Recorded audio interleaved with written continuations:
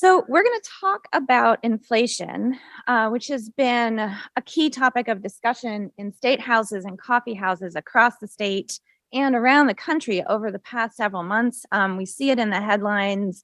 It's a regular topic that many of us are thinking about in our daily lives, as well as on a policy level. So we've asked Professor Eric Thompson to sit down with Senator Myron Dorn to help us get a better understanding of how inflation has and will affect our state, our residents, and our economy. Dr. Thompson and Senator Dorn will discuss some of the factors driving inflation and also talk about the potential for us to enter into a recession as a result, both nationally and in Nebraska. They'll also discuss how we might weather the effects of inflation and a potential recession. Dr. Thompson is the department chair and Carl H. Nelson Professor of Economics and the Director of the Bureau of Business Research at the University of Nebraska-Lincoln. His work examines the sources and consequences of state and local economic growth and the economics of infrastructure. And we're really thrilled to have one of the premier economic voices in Nebraska here today to walk us through this really important discussion. Senator Dorn resides in Adams and represents District 30 in the Nebraska legislature. Elected in 2018, Senator Dorn serves on the legislature's Appropriations Committee, so it's certainly grappling with the implications of inflation. So Senator Dorn and Dr. Thompson will have this discussion in a Q&A format, and we'll make sure that there's time for audience questions during the session. And we will have people circulating in the audience with microphones for when you do have questions. So with that, I'm going to turn the floor over to Senator Dorn and Dr. Thompson. And give you a microphone.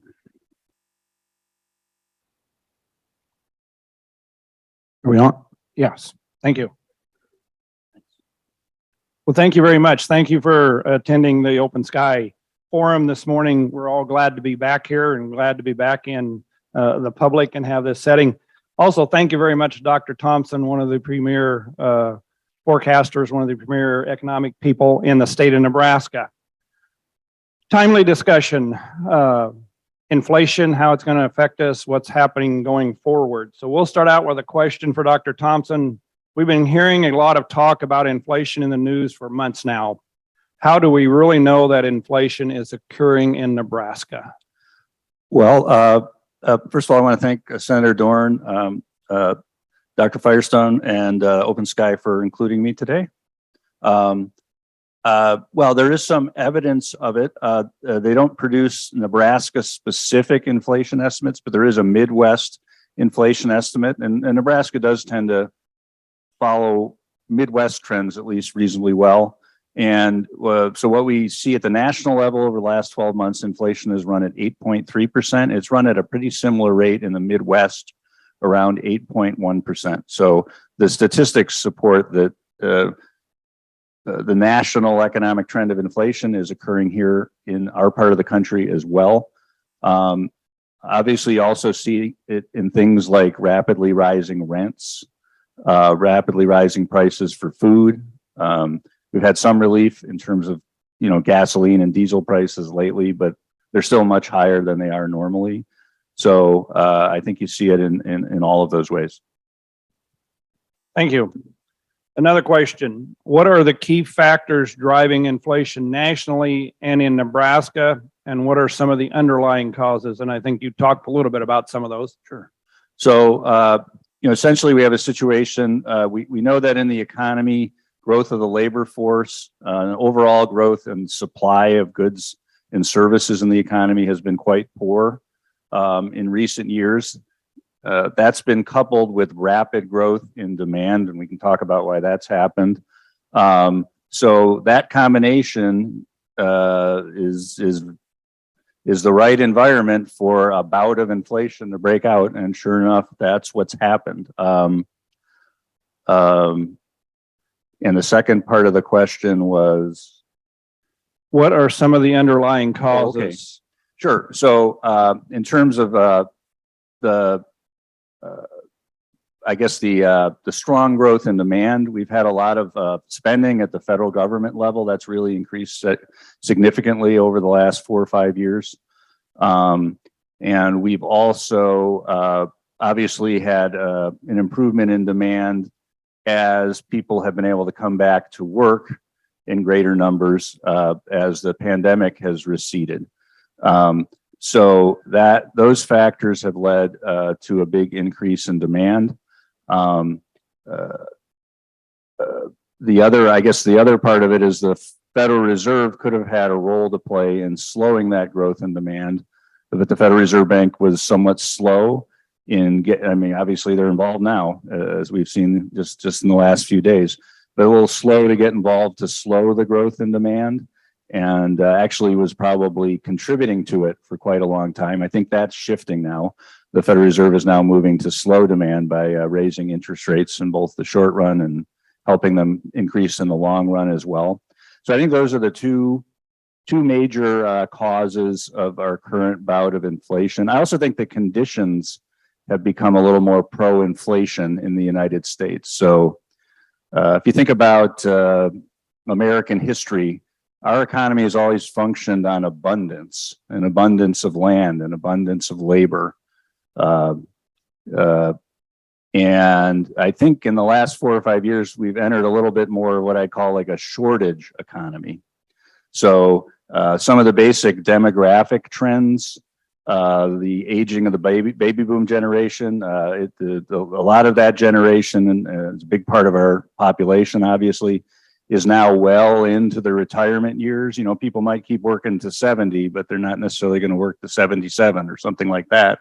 And so we're really starting to see a slowdown in sort of natural labor force growth just due to the changing composition of our population. We've had a decline in legal immigration in the U.S. in recent years.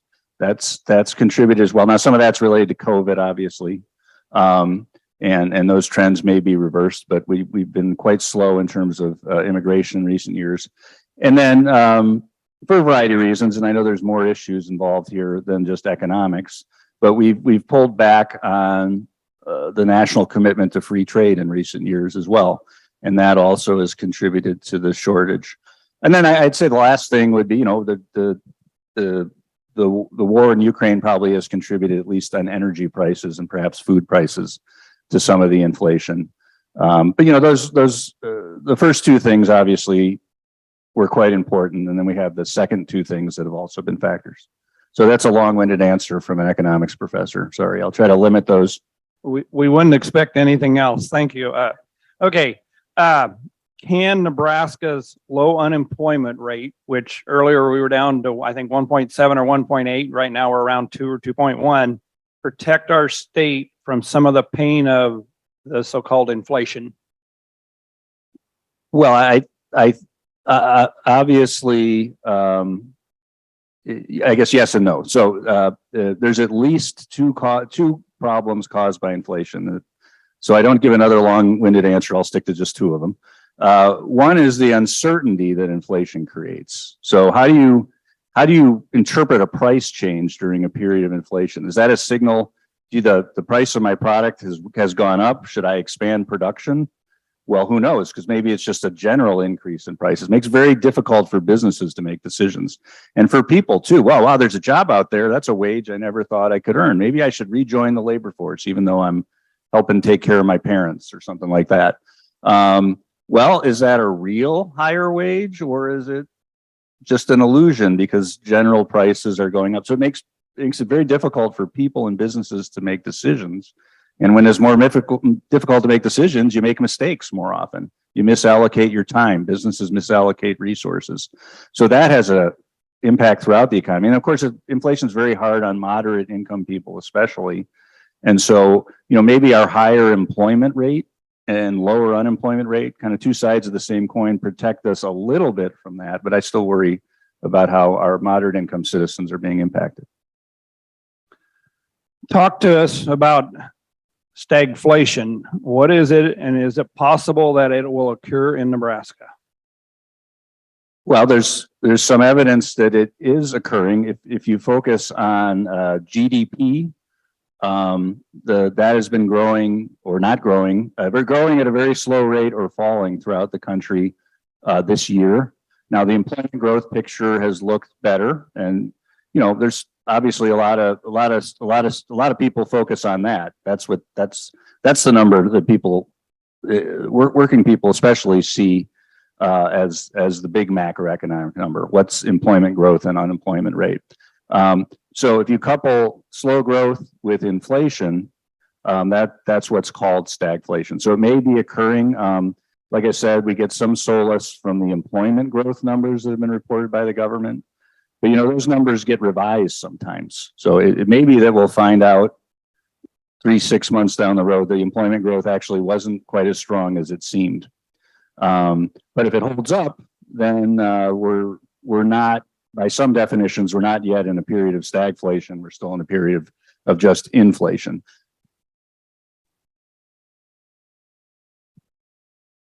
How will we know when Nebraska enters a recession? What do you think the likelihood is that we will enter a recession in the next 1 to 2 years? And I'll add a little bit about an article I read in the past couple of weeks. Goldman Sachs came out and said, we won't have a hard landing, we'll have a soft landing from inflation. Some comments. Yeah, so the situation we're seeing now, high energy prices, a need to raise interest rates, those are quite commonly things that precede a recession. So, in my mind, at least, the recession sort of has two parts to it. The first part of it is that demand falls. And if demand falls, some people lose their jobs, and that leads to the second part of it. People are out of work and can't spend as much, and then demand falls even more sharply. So I think that we are in a little bit of an unusual situation here coming out of the COVID economy and so forth. So I think the big question is, will we get that second leg that leads to a more serious recession where people lose their jobs in large numbers, and that causes the economy to fall even more? So I think what folks at maybe Goldman Sachs were hoping might happen was we won't get the second leg like we normally do. So we're coming out of the COVID economy. Maybe there's still some people coming back to work from that, and that'll help a little bit with employment growth.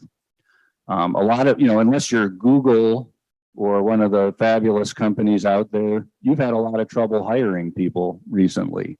And there's some who argue, I think Christopher Waller from the Federal Reserve Bank made this point recently. It's been so hard for businesses to hire recently that if at all possible, I think businesses always try to keep their workers if they can, but I think that incentive might be especially strong now because it's been so difficult to hire. So that would be the soft landing scenario, but if that would be unusual. So if that unusual situation does not unfold, then we're likely to fall into recession in the next few years. It hasn't happened yet, but there's usually a lag between when the Federal Reserve Bank starts raising interest rates and the recession actually occurs. So we're just going to have to see. It's pretty scary right now. I think the one piece of good news is even when you have a soft landing, there's usually a really scary period. So it's possible we'll avoid job loss, but not. The most likely scenario would be a recession. And it could be, I've heard some people talk about like a minor recession, but there's no reason to think it would necessarily be a minor recession. In relation to that, does our state of Nebraska, where we're diverse with the ag economy we have, how does that maybe affect a recession, or what Nebraska would see in a timeline of a recession? Yeah, I think in recent, if you look over a few decades, recent recessions, I know being an ag state really harmed us in the recessions of the 1980s because of all the restructuring that occurred in agriculture in those days. But in more recent recessions, I think we've benefited. Well, no one benefits during a recession, or few do, but we've been protected somewhat from by our agricultural economy, and agricultural products obviously are necessities, and even in recession, people need to keep buying necessities, so that's a positive. I think the other two things that Nebraska has going for it is Nebraskans have good resumes, is how I like to put it. So if you look at our share of adult population with at least a high school degree, it's an order of magnitude higher than the average state. If you look at the share of the workforce participating, of working age people who participate in the workforce, it's an order of magnitude. I shouldn't say that, a standard deviation, that's what I should have said last time, above the national average.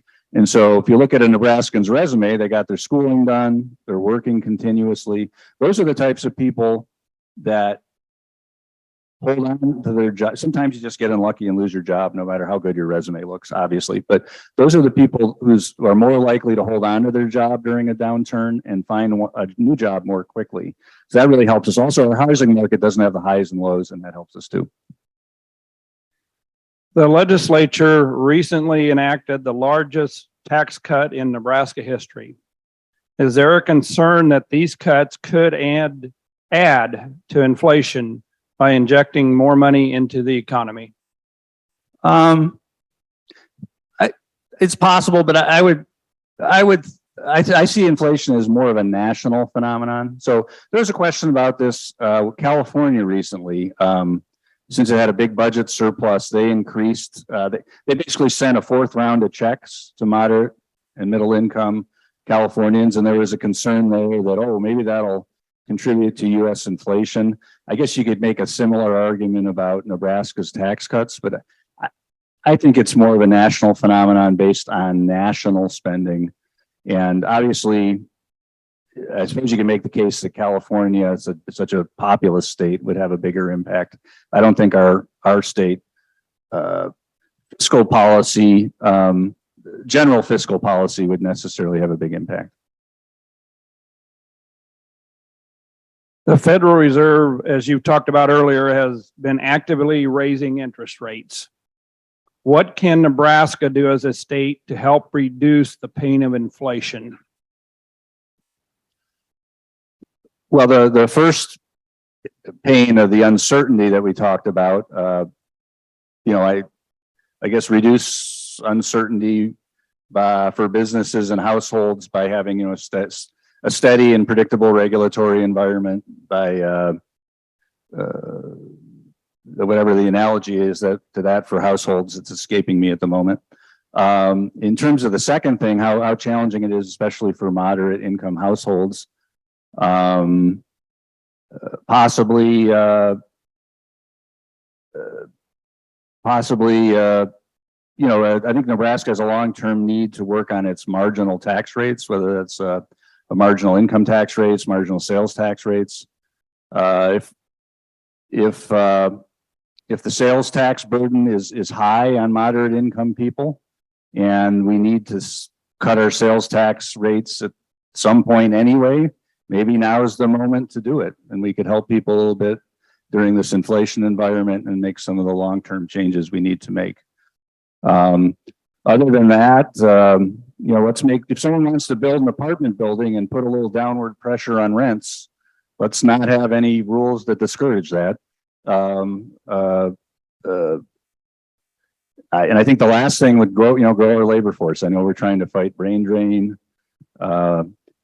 Maybe we could be known as the state that's most welcome to immigrants. So more of the immigrants the country is still getting would come here to Nebraska and grow our labor force. That would put some downward pressure as well. Those are things that occur to me.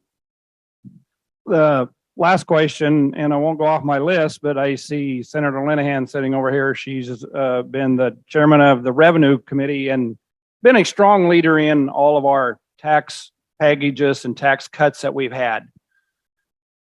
Right now, today, currently, we sit, Tom Berquist is here from the fiscal office. We sit, I believe, at $1.688 billion in our rainy day fund. Give us some thoughts or ideas of tax cuts, using that money wisely. Where can we go without adding to inflation or helping Nebraska deeper into a recession?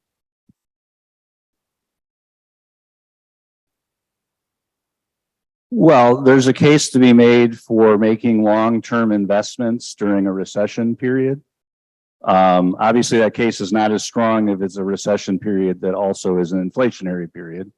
If we see evidence that the state's fallen into a significant recession, it might make sense to ramp up some of our investments in, if we have high quality investments we could make in dams, to protect us from flooding, or roads that are, very necessary.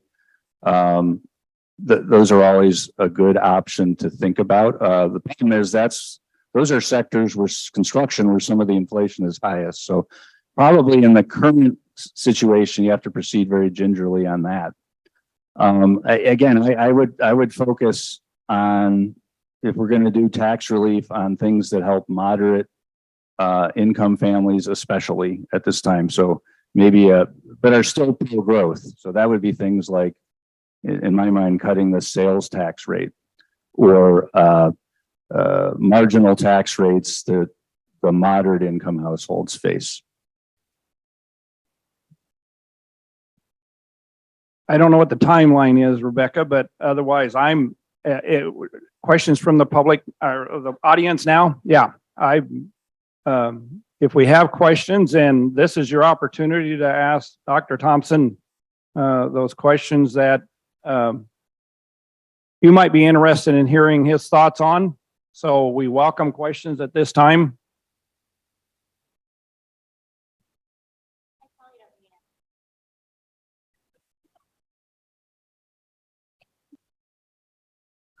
I was wondering if you could provide some insight into what some of the 10,000 in student loan forgiveness, as well as the public student loan forgiveness program, what effect that will have on inflation.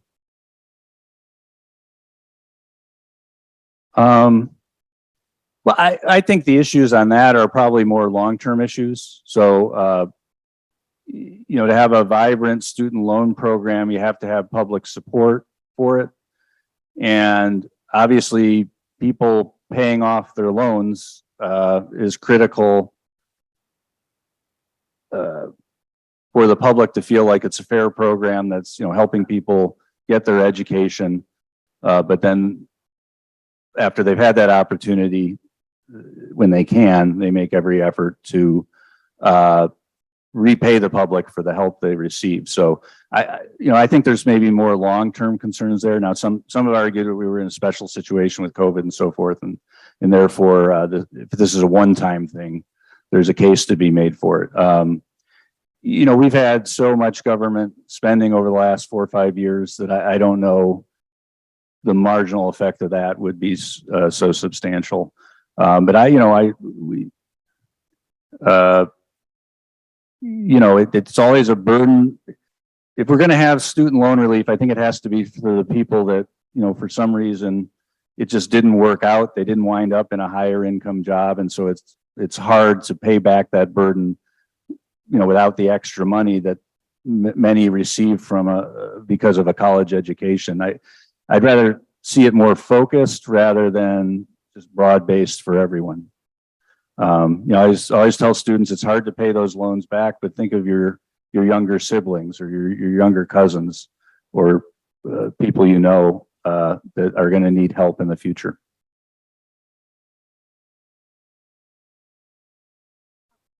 Hi there. 2 quick questions. One is the Fed's been raising interest rates pretty steadily. Can you comment on whether they've unwound all the quantitative easing yet, or if that's still going on? It is. They're just starting to unwind it. So that's another move they're making, and that's part of the reason we're not just seeing the short-term interest rates rising, we're also seeing the long-term interest rates rising. And so they really need to do that, because otherwise we could wind up in a situation where our short run, we already have this situation, but it could get even more extreme, where our short run interest rates are much higher than our long run interest rates. So they need those long run interest rates to go up to cool the economy, not just the short ones. So they need to unwind the quantitative easing, and they've now started to do that. How long do you think that'll take? Years. Great. And the other question is, we obviously can't, Nebraska can't have its own guest worker program to bring workers from overseas here. That's a federal issue. But we have a lot of refugees who've come to Nebraska in the last several years. Would it behoove the legislature to invest some money in training so to get those people spun up to be able to fill some of these jobs? Potentially, I confess I hadn't thought about that issue. I think it's always possible that incentives for training could be helpful for any worker that needs training, including refugees.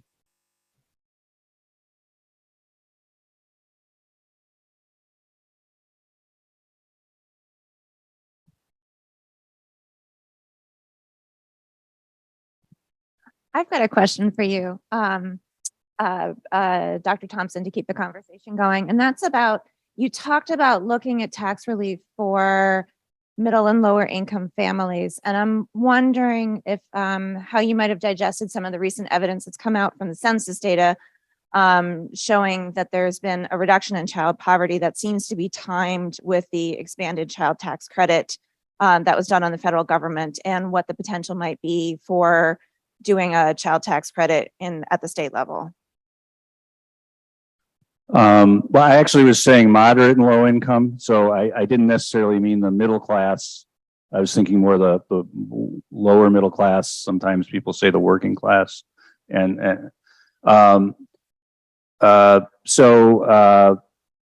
that has been one phenomenon we've seen at the national level, the declining child poverty rate. It's certainly something we could consider here in Nebraska. So we know that the very generous Social Security and Medicare benefits that our country has had, but it's approaching 50 years now, or no, much longer than that in the case of Social Security, have reduced the poverty rate among seniors.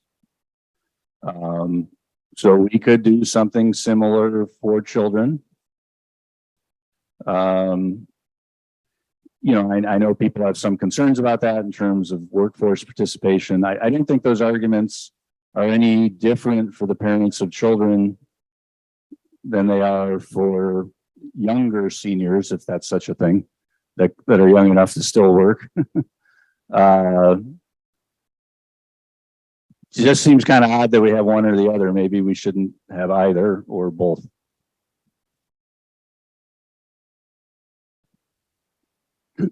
Excuse me. Could you comment on where the inflation in the United States and in Nebraska fits into the international picture, and how that complicates or doesn't complicate easing inflation here? Well, the international picture is critical. We can import inflation. So, for example, because of the war in Europe, natural gas prices and some of the economic warfare related to the war in Ukraine, there's been this huge run up in natural gas prices in Europe. And because we want to help our allies and just natural economic forces, we're trying to divert some of our liquefied natural gas to Europe to help them. And of course, that may have contributed to our natural gas prices rising and our heating bills rising, and challenges for our manufacturers who use natural gas. So we can definitely import inflation from the rest of the world. Now, I think that's happening a little bit less now, because as interest rates have increased, the value of the dollar has gone way up. And so I think we're less likely, that tends to lower prices of imported things. So it's not great for our exporters, and it's not great for agriculture. So I think a lot of the inflation now is domestically generated by the rapidly rising rents and rising wages. Thank you for being here. Could you put incomes with the term lower income, working class, middle income, high income? Because it's been my experience that everybody has a higher, seems to be just above where I'm at. So Yeah. life is hard, and just because someone's in the middle class doesn't mean they've had it made. They've got it made. So, I know I've said, gee, the inflation is especially hard for moderate income and low income people, but of course it's hard for everybody, except for the, perhaps the very affluent. But I think, while life is challenging for middle class folks, it can often be a lot more challenging for moderate income and low income people. So I don't disagree with how people feel about it, but I do think it makes the most sense to focus on the people of the hardest time, which is that moderate income, working class, or low income people.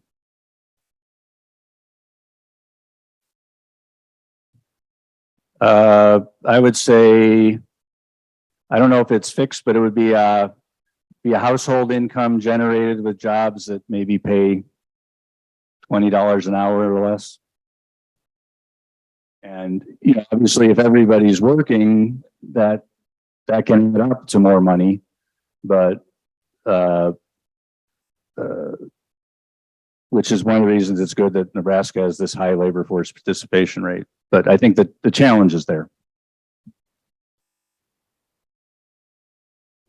How do you see broadband impacting the expansion of broadband impacting rural communities and their economies?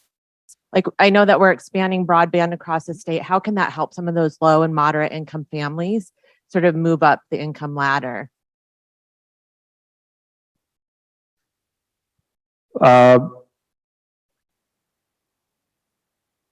I think it can help.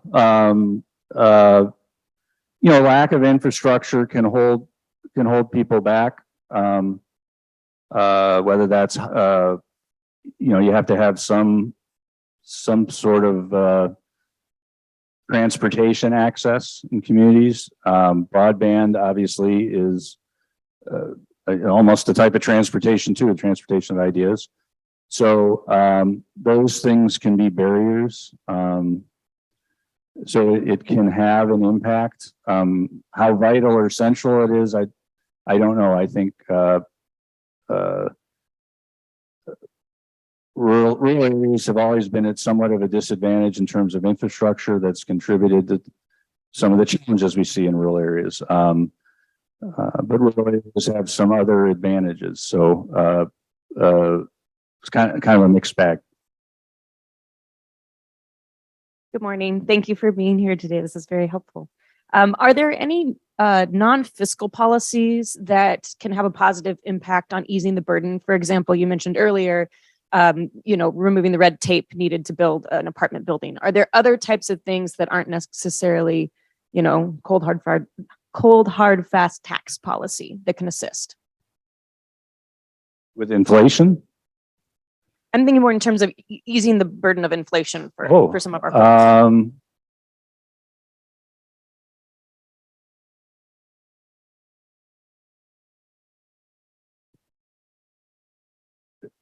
I would say, I'm sorry, of course, the former subject is the type of thing I think about a lot. So I'm better prepared to answer those questions. I would say, if it doesn't ease the burden, it just changes it. But I think people need, at the household level, if there's some way you can help out someone in your extended family, so maybe it's possible for them to work a little more. And obviously we need inflation to stop. The solution is not everyone should just work more to deal with inflation. But I'm trying to think about temporary solutions. If there's things you can do that to help people to increase what they earn. If there's things you can do to help people save money, I would say those are the things. I think I talked about some non-fiscal policies. You mentioned the example of that I gave of using home building so that we had greater growth in supply. I think another example was trying to get population to grow faster in the state and workforce. I see those as the two main things. I'm sorry I wasn't able to give you a better answer, more complete answer.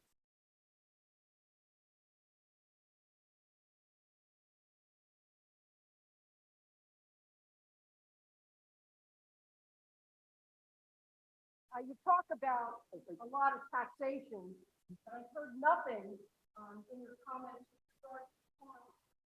There are many farmers in the state, and in the new bill that's passed, postmark bill, many of our rural districts are now firsthand of the tax on their farm crops. Personally, farmers.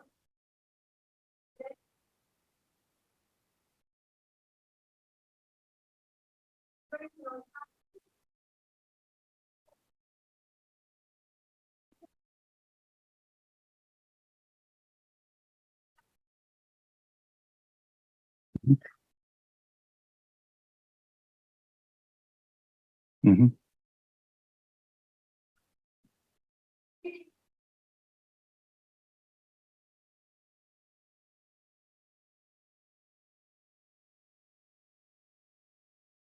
Yes, and so the topic here today was inflation. So I was focused on those issues. Obviously, we do need to think about our long-term policies and whether they're fair to farmers and others in society. And you've made a case of something that that seems unfair.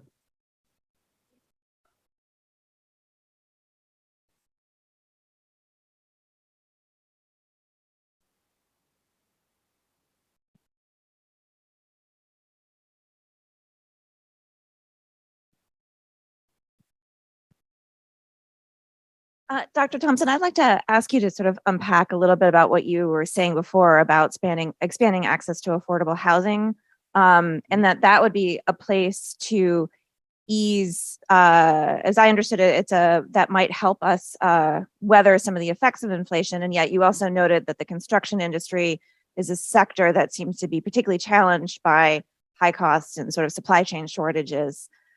So can you unpack that a little bit more for us? Because it seems like there might be some contradictory like economic forces happening there.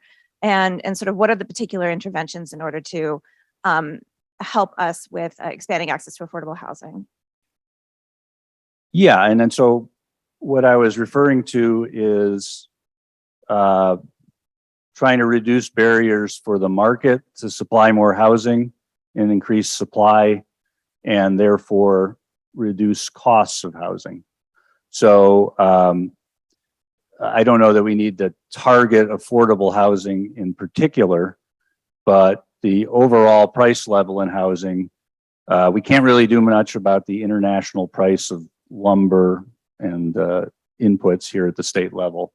So I think the best thing we can do is to ease regulations that might be slowing the pace of apartment and home building. Or preventing landlords from offering a apartment to the market.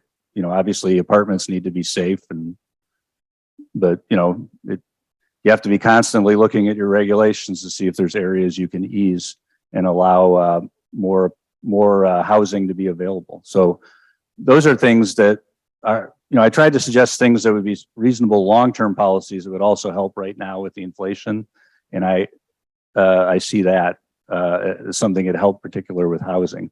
I think housing prices are going to fall just because of the action the Fed is taking, but that's something we could do to reducing regulations on the housing sector is something we could do to accelerate that right now.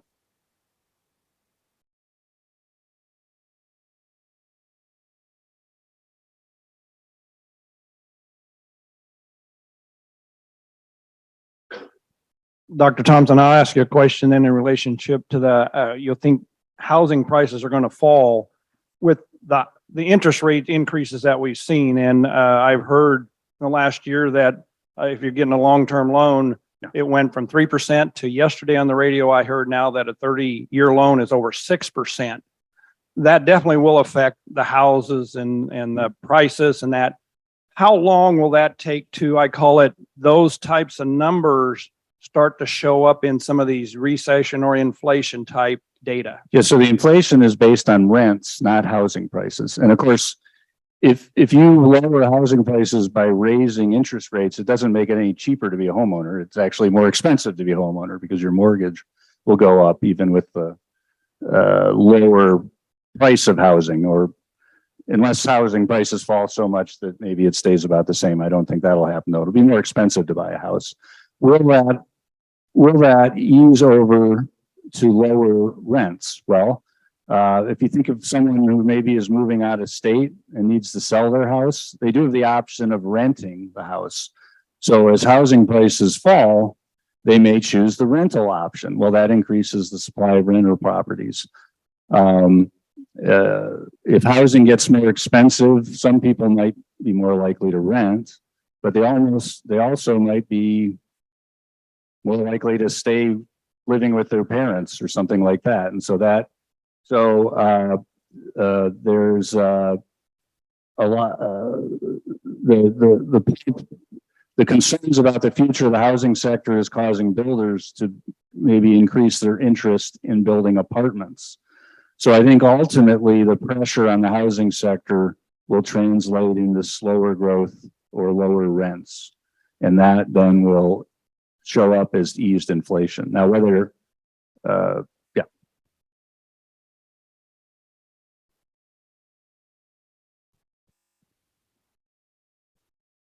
checking to see if there's any more questions. We got one more. So doctor, I'm curious. I guess I want to frame this like a wage war question. Because it used to be, let's say, government and the private sector. It used to be this mindset that, the private sector paid higher, government had a better benefit piece. But now, after changes, it's a little bit of a wage war amongst governments, and it seems like the walls of the private sector are now off. So as the worker need is there, the government line has had to increase salaries just to keep people.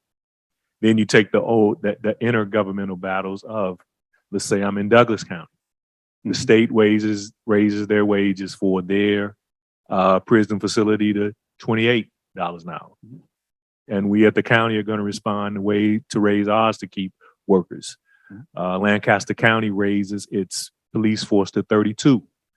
And so Omaha and the other people around there are going to raise theirs. To keep healthcare workers, the county runs a facility and it raises that, and all the healthcare industries are playing, some giving $10,000 bonuses, which some can't give. I'm just interested in your evaluation or analysis of how this interstate wage war will play out. well, I think the government has less flexibility, and I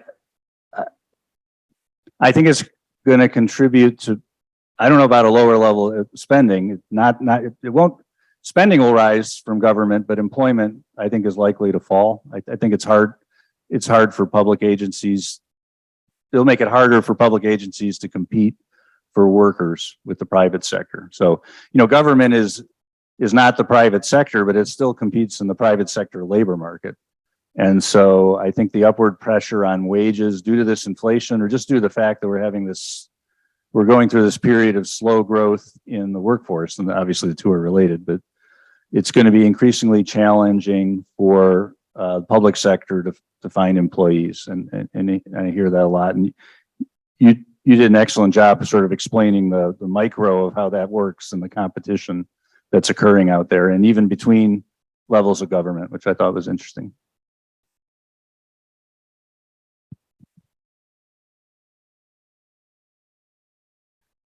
Well, if we don't have any more questions, then I'm wondering, Senator Dorn or Professor Thompson, if you have any final comments or remarks that you'd like to make. I'd really like to thank Dr. Thompson for giving us some insight on some of this and some thought, very, very good questions. I appreciate some of those questions and listening to those and having somebody up here with Dr. Thompson's skill and knowledge to be able to give us some insight on those. Thank you much. You're welcome. Sorry for the long-winded answers. I think that's what we hope for.